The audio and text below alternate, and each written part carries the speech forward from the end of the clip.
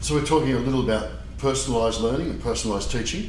What does that look like for someone who's working with the learner first?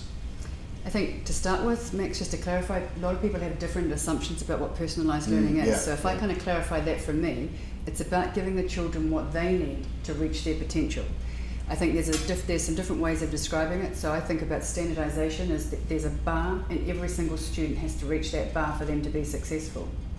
I think the next layer is personalised learning, where we say, here's a bar that we all want you to get to, but we want you to get to it in the way that you learn the best and in a way that's contextually relevant to you. So they can come at it from all different angles. Whereas in the standardised bar, they were just going to that one place. Then once we've got the personalised learning going and they understand what they need, they can get taught in the way that they need to get taught, then we move them what I call into the deep learning phase, where they can really dig deeply into understanding what it is they need to learn for them as a learner, in conjunction with their parents and their teachers and their fellow students. So it's almost like a continuum. We start with standardised. We have to provide capacity building to get to that personalised, because teachers aren't used to having to design their own learning and their assessments. And then we move into the deep learning, where they can really start to explore and deepen their knowledge across a whole range of different areas.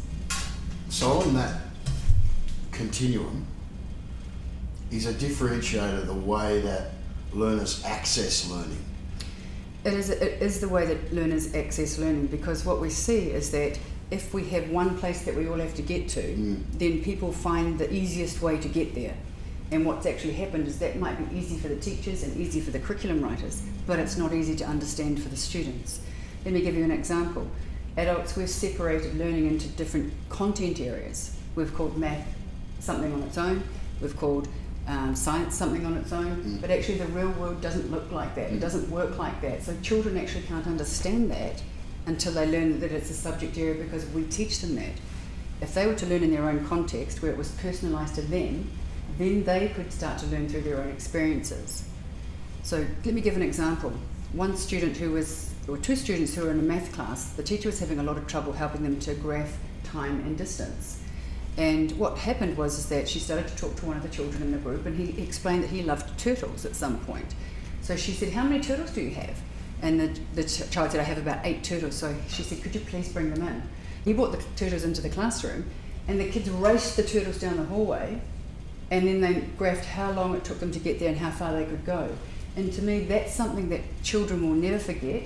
That little boy who was struggling with answering, being able to do this work, he now has a way of accessing it, and he is now flying in math. So all it took was, instead of using a worksheet, the teacher asked the student who they were, what they loved, what they liked to do, and then created the learning experience through that context.